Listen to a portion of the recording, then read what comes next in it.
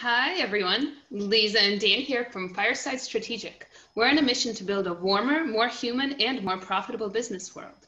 In the Fireside Chat series, we're celebrating leaders that combine strategy and humanity to build great organizations.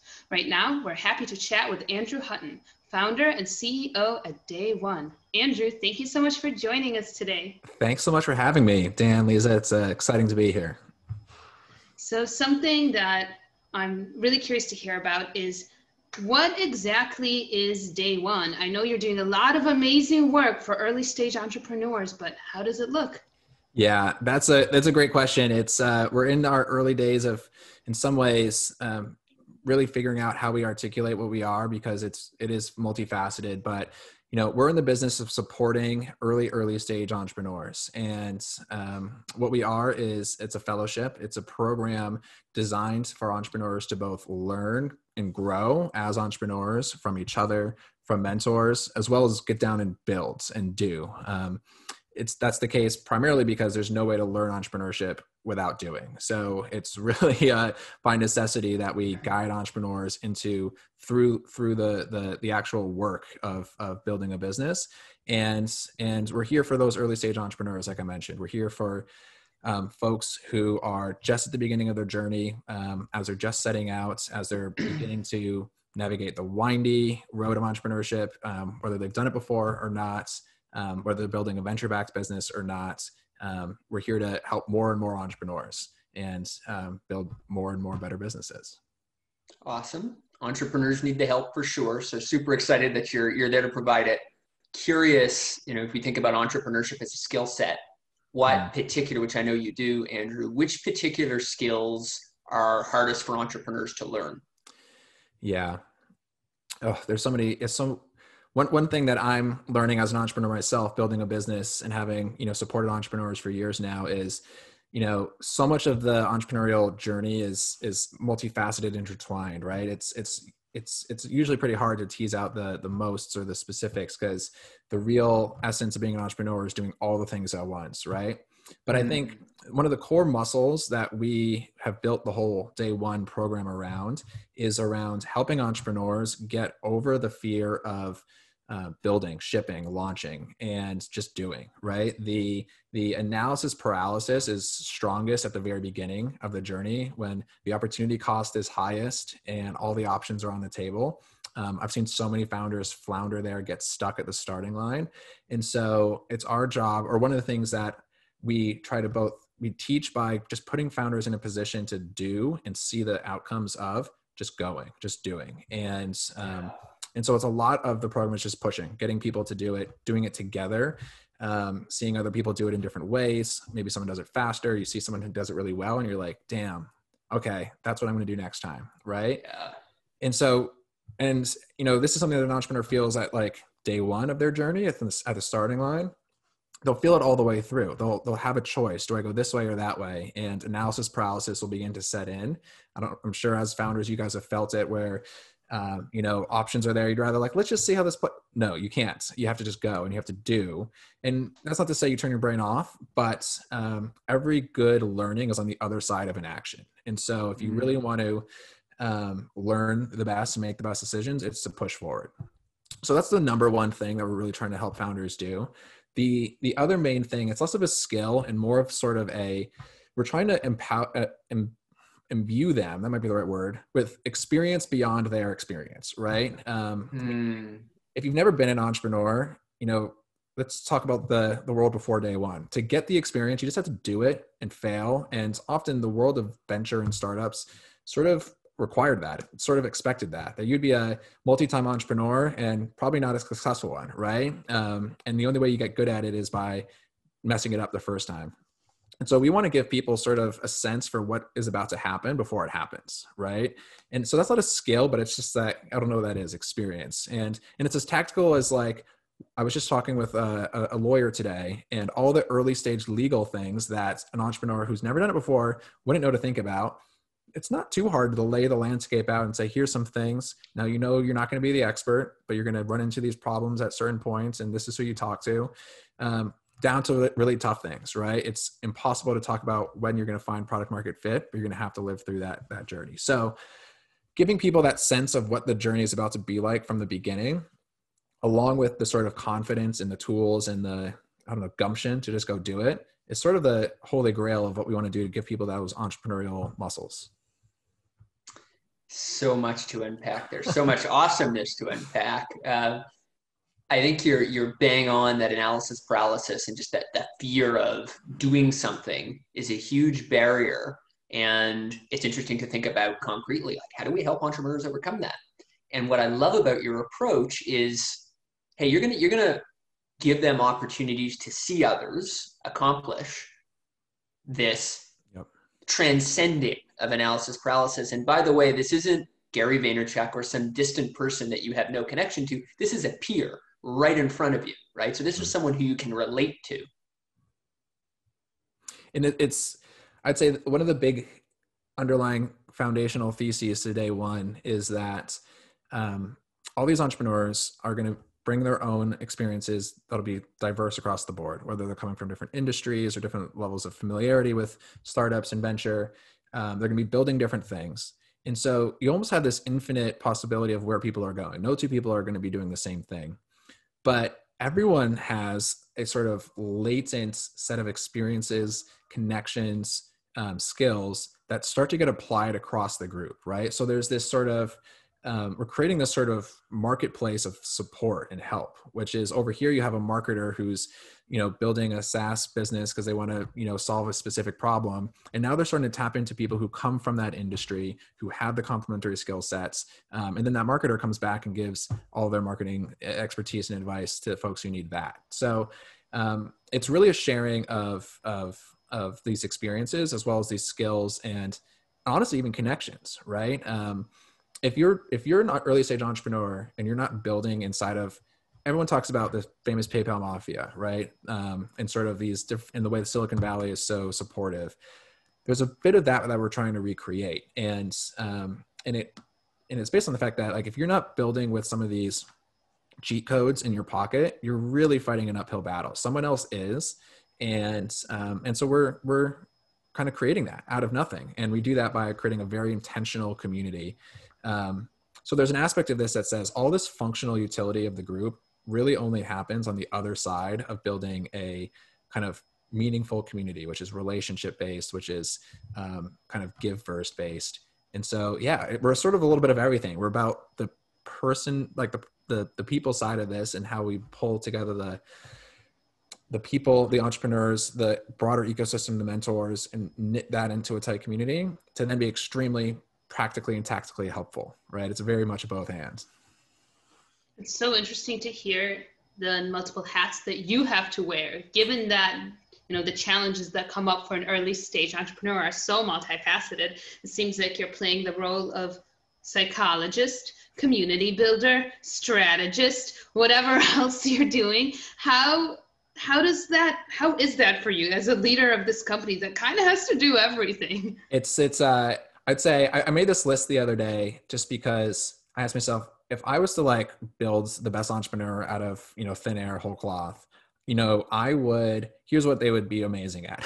And the list is long. They would be amazing at product development and marketing and negotiations and hiring and sales and 10 other things, right? You're like, no single person is great at all of these. And that's obviously why you have teams, right? So you can fill your gaps. But, as a founder getting anything off the ground, yeah, it's daunting of what being an entrepreneur really entails, right? And really very few people measure up. And so, back to the idea of getting people getting them doing, because the only way you're going to learn is by doing. So you have to overcome that imposter syndrome. But really, yeah, I don't even know.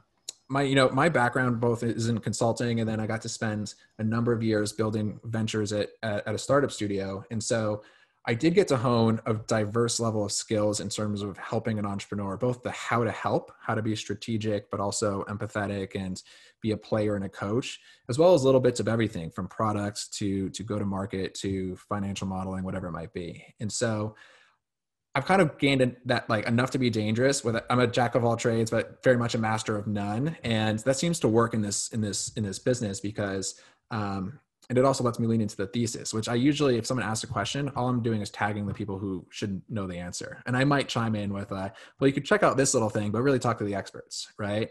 And so, so it's really just about leaning on folks who really know, right? And so I say a great entrepreneur knows all these things, but ultimately a great entrepreneur, and I'm trying to lean into this, I won't call myself great, is somebody who sort of knows when to ask questions, when to get outside of their own head, and how to kind of bring the people around them, right? How to bring their network, bring their support system. And again, a little bit of what Day One is trying to offer.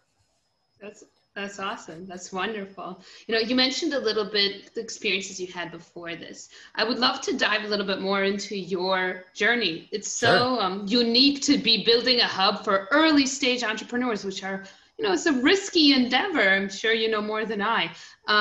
Would love if you could tell us a little bit about how you got here. What inspired you to do this? Yeah, it feels a little bit, it was a windy road, and then it felt like, the next move was to go build Day One. And I feel there's something very nice about the feeling that like this was the next thing. It was sort of inevitable. But no, to not go all the way back, but I got my starts really. I started two places at the same time. I got both a grad degree from Parsons design school here in New York. That is a business and design degree. So that was my initiation into the sort of left brain meets right brain business and design and innovation worlds, and sort of kind of took that mantle and started to run with it.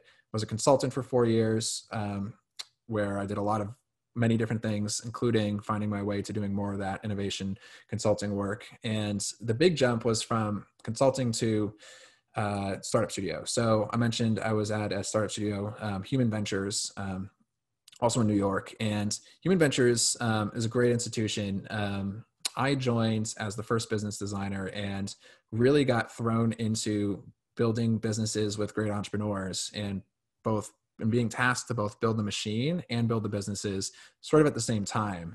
Human had a number of sort of early successes, and they were looking to kind of add some structure, add new people to the mix. And I was a part of that wave.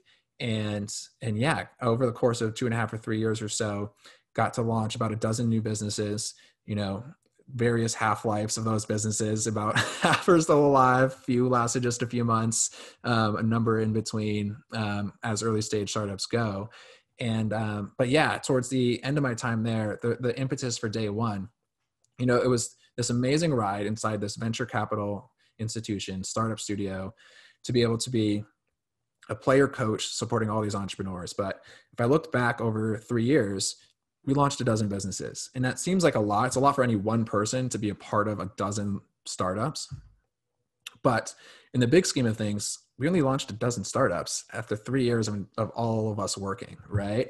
And everyone at the firm was looking around being like, how can we do more? Because, the firm Human was building, had built a really great reputation and a strong brand, and had, a lot of entrepreneurs in its orbit, but wasn't building with nearly, any large number of them.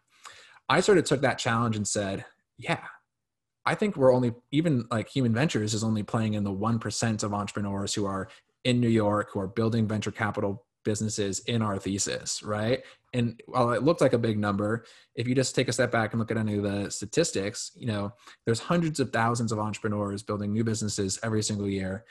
Since the kind of financial crisis in like the 2010s, that number has been growing every single year. It's accelerating through COVID. I just got sent an article today that sort of spoke to that. And I don't know the number, but I'm going to ballpark in the 99 percentile range of these entrepreneurs are not going the venture capital route, right? And they're not playing that game.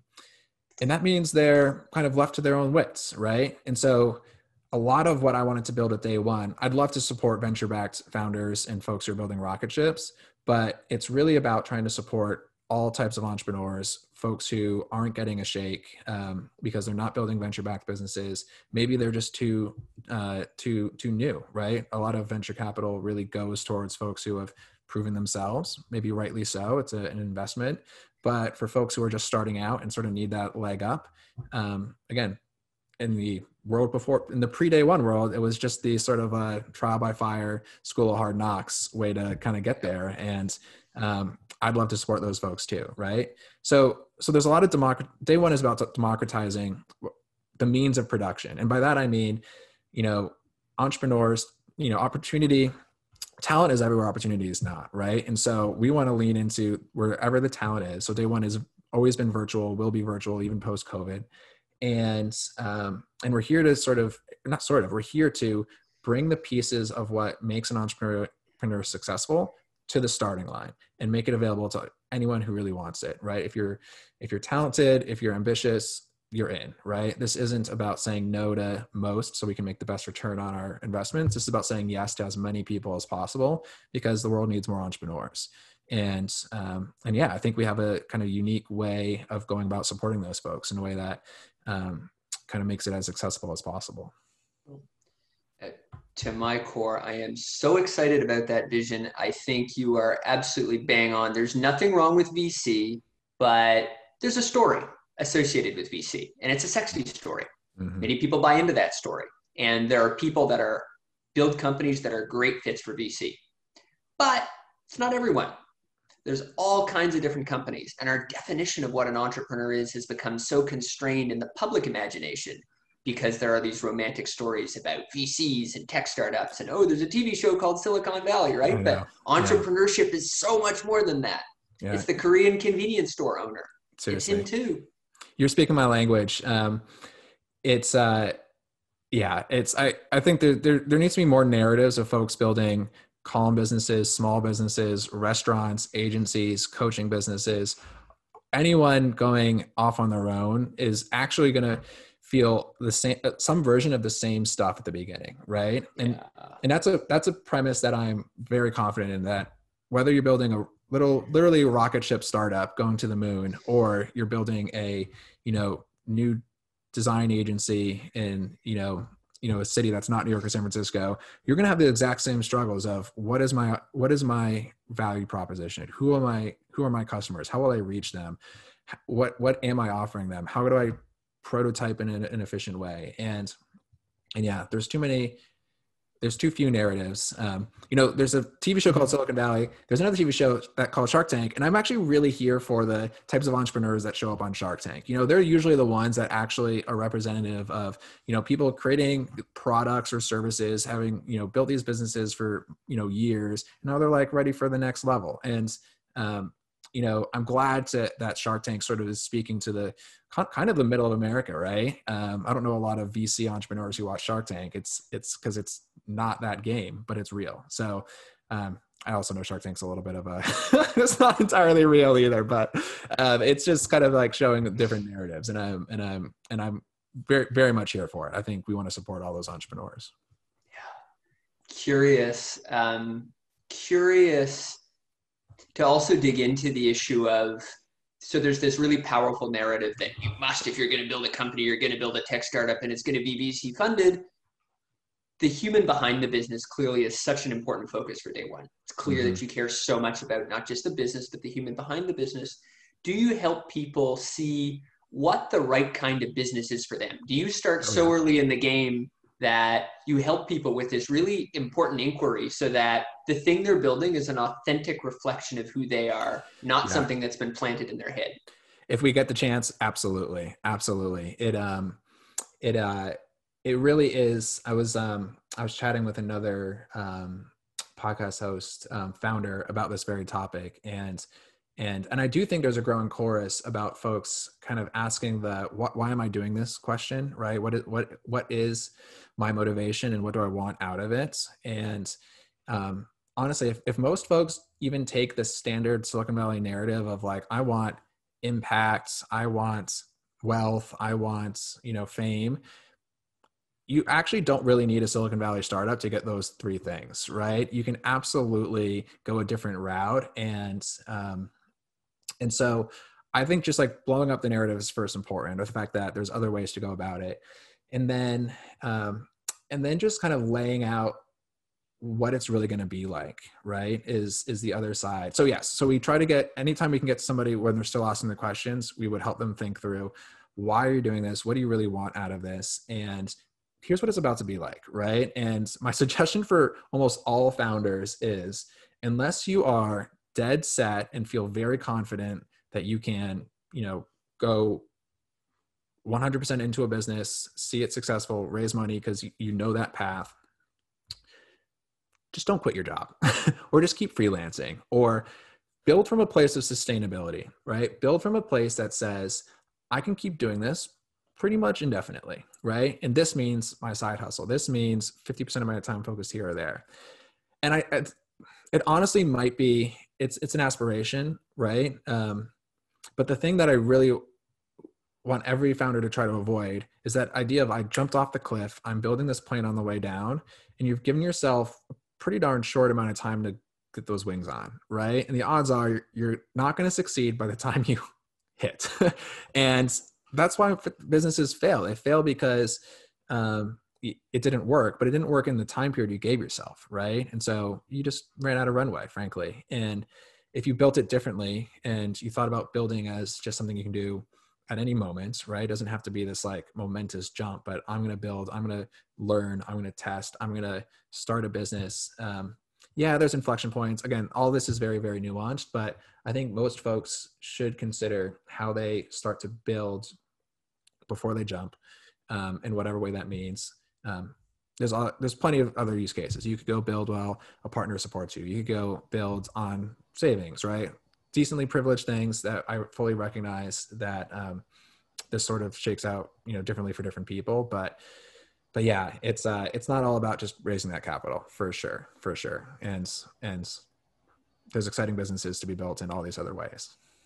I love that advice so much. On one hand, it's so not exciting or fun to be told to keep doing your job or to keep consulting or whatever you're doing to bring in income. But on the other hand, that allows you to build from a place of openness, from a place of exploration, from a place of patience, rather than from a place of desperation. And I love that you give this super practical advice that ultimately allows them to succeed.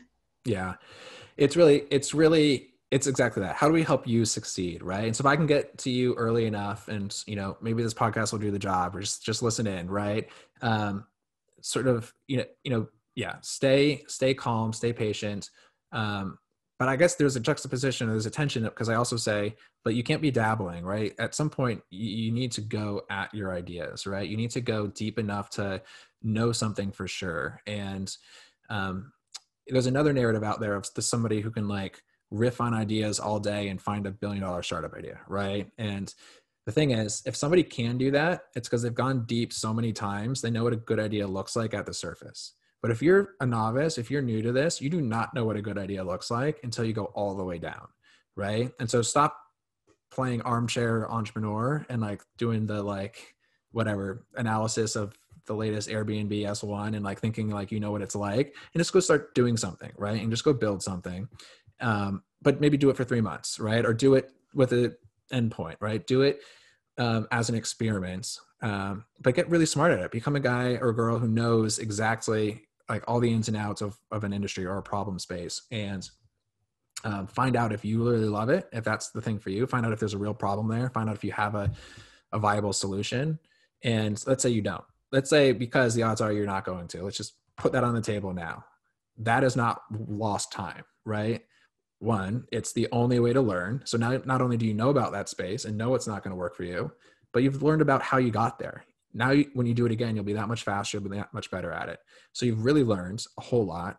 And in the big scheme of things, going hard at something for 6 months to come back up and say like, now I'm going to go in a different direction is not a big deal. Like, take that long view of it, because this business is going to be hard and long. That's another piece of advice that I'm just like harping on all day, every day for folks. Is part of being sustainable is recognizing you think you're going to jump off the cliff and be profitable in 6 months. And like, that's all the runway you've got. No, it's going to be a lot longer and harder. And so just like plan for that. Right. And by planning for that, it means maybe go a little more slowly, sustainably into an area, go deep, and then pivot, right? 6 months is not a deal breaker in the big scheme of things. Go at a new thing. So yeah, I think there's a whole nother sort of way to go about it that doesn't get shown up in the VC Twitter sphere. It's it's a little too much I over love there. it. I love your long-term view of it, and I love that you create the space for people to fail and learn. It's so important, and that's what good companies are made of. Yeah. Something that would love to kind of talk a little bit about what is going on now and what is going to happen. I know you already had one cohort of entrepreneurs. Yeah. You're taking applications for a second cohort. Can you tell us a little bit about, how that first cohort went and what you're looking to do with the second one? Absolutely. So we had that first group, we had 60 entrepreneurs, and 60 is a number. It's much bigger than the usual accelerator class. It intentionally sort of changed the game, right? We're not here to be one-on-one founder coaches in this kind of program. We're here to create the structure and the community whereby people are running their own journey. We're bringing around the ecosystem of mentors and investors to provide advice and feedback. So we're creating the fertile place and then giving these entrepreneurs direction. The first cohort was really predicated and really focused on that community building, right? So we brought these 60 fellows together, entrepreneurs at various stages of the early stage, right? About half of them were working on businesses, specific startups of various kinds, and about half were exploring and had different opportunities in front of them. They journeyed together, they explored together, they, attended, we had numbers of workshops and talks every week. But it was really built around the community and the journey that they went on together. What we're adding in for cohort 2 is a lot more structure around the company building curriculum. So cohort 2 is going to be built around projects. So not only are they going to have our fellows going to have that same peer community, they're not only going to have the access to the experienced mentors and the investors and the talks and the workshops, but we're going to put them through their paces, right? And what that's going to do is it just does the job that I described at the very beginning, right? It gets you building, gets you doing, and we know it'll get people collaborating and really kind of tighten the bonds because people are going to go to the trenches together. And you're going to be really surprised what you do in 8 weeks. And so, and so that's how our program is structured. It will be structured that way, of a program that's 8 weeks long. That's an initiation, right? It's an initiation into the day one fellowship in the community.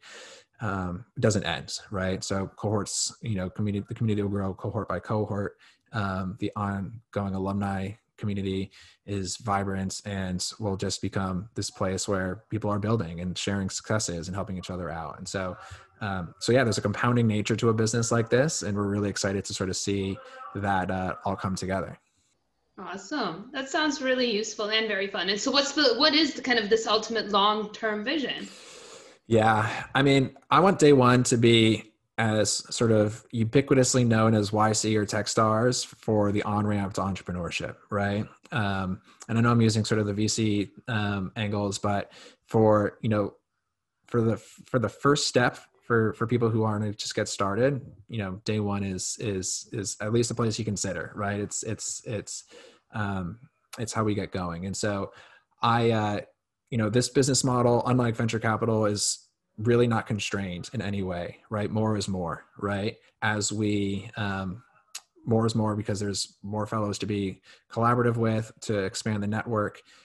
It's the business the products that we'll be building will be ways to keep a bigger group of fellows feeling small, right? And how will they stay connected during their cohort programs, the 8 weeks, as well as beyond.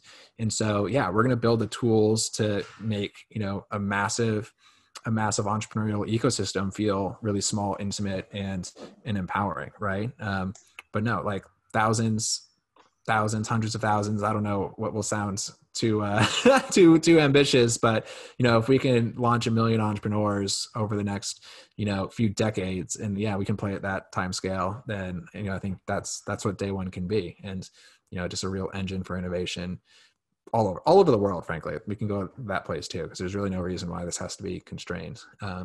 It isn't constrained. We have folks joining from India and the Middle East and South America and Europe. And so we'll almost certainly expand out in all different ways. So inspiring, and what a powerful vision for people to hear. Curious about one or two more things, and then we'll move towards the end of our time together. Curious about what are the qualities that you look for. So if you're open to going all over the world to find people to get to that very early stage where you help them grow, what are the most important qualities they need to have? What matters to you? Yeah. So the biggest constraint we have to our growth into building this community is we do have to pay attention to the community, right? We do have to nurture the aspects of it. And so, it almost goes without saying there's like a no assholes policy, right? And we're really looking for folks who have a give first attitude, right? Who are really here to know that, even in an 8 weeks where it's going to be intense, there's a pay it forward attitude. And that continues beyond that, right? So, we know that, that's the only way that this thing starts to take off. And but it's not us being self-serving. It's, we know it's what makes, powerful ecosystems go around. Right. And so we're asking people to kind of lean into that mentality. But really you might think that there's I'm much more interested in ambition and slope of somebody's trajectory versus their Y-intercept, where they are and how much they have. We're excited we've had, even in our first cohort, I think we had half a dozen or so college students. And we're going to have another group of college students in our second cohort. And those guys are awesome. They contribute, they are sponges, they're excited. And so, it's really not about us, but all the way up to founders who have built multiple businesses who are at the top of their fields, right? So, it's a line I walk all the time. I don't mind being, open about it, that, I want this to feel prestigious, but I also want this to feel open and inclusive, right? And so it's very much about ambition and trajectory. It's very much about being a fit for the community and then just sort of knowing what you want, right? I think there is a sense that entrepreneurship is for everybody, and day one is the kind of starting line for you, but there's almost certainly, because we've seen it in our applicant pipeline, people who aren't quite ready. They don't know what they want. They don't know what they're doing. They're not set up for this. They would essentially be setting themselves up for failure. So we don't accept everybody by any means, right? You have to really be positioned to kind of make the most of this, right? And that involves being the right kind of mentality, but also just like kind of where you are in things, right? Putting the right things together. That doesn't mean you have to have a big, we don't want you to have to go, this isn't about traction and taking your business down the road. This is about sort of you as an entrepreneur and a person kind of knowing what you're going to get out of things. Open and inclusive, but also merit really, really matters, right? And merit not in the sense of the sort of conventional, how many exits have you had? Because this is really early stage. This is, what's your human potential? What's my gut feel about your human potential almost? Yeah. And we'll figure, here's the other thing is, education is a ladder, right? Education is step by step. And we aren't the bottom rung right now, right? But we can add rungs below, ways to get onto the conveyor belt, onto the ladder, onto the staircase, whatever metaphor you want. That's how all education systems are built. And we're building a new education system for entrepreneurship. And so I'm excited to have the high school version of this and the entree program and the free program that does the thing and all sorts of ways for people to sort of find their way in. The same way Y Combinator created their startup school to help people kind of have an entree will absolutely be there. It's just we gotta build our flagship program first. Yeah.